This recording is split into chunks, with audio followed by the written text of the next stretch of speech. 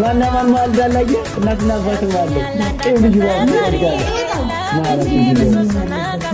ፈገግ ምንድን ነው ተናገር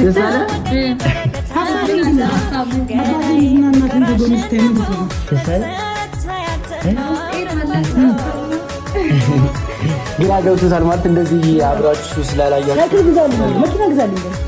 አባቴ አሁን ሳይክል ግዛልኝ በጣም ደስ ይላል እንደዚህ ነው ባይሆን ምግብ መብላት ጀምራለሁ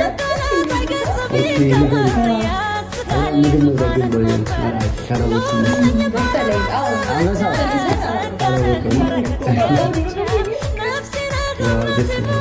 አባትን አየሁ አባት መጣኩ አባት መጣ መታወቂያ ማለት ያስፈልጋል በሁለቱ በአንድ መታወቂያ መጠቀም ትችላላችሁ ከፍ ስትል በአንድ እኔ ብትል በቃ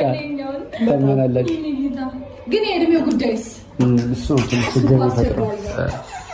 ልጁ ስንት ሳይል ያለ እድሜ ሳይቀርብለት ወይስ አራምሳማ ብላብሩ አንተ እየጠበቅን ነበር እኮ ለሩታ ምግብ ስችስላት አብርሽ አይመጣም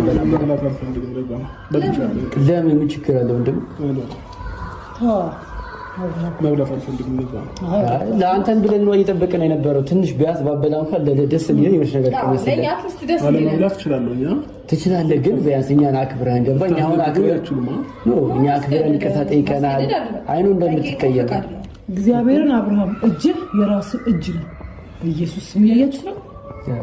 እንደተከፋብን እኮ እናውቃለን አብርሽ ግን ደግሞ በቃ ይቅርታ ጠይቀናል ይሄ በዚህ አብርሃም እጅ አባቴ እንደ ምንድን ነው ሲስተር ለምንድን ነው የምታይኝ እናረኩሽ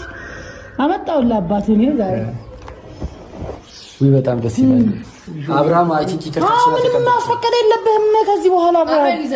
ትችላለህ በቃ እንደዛ ነው ሞርጀስ ይላል አብራችሁ ወካሩ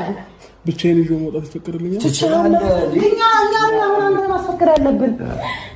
እኛ ምንም አያገባ ነው ግን እንትን ነው መሰለህ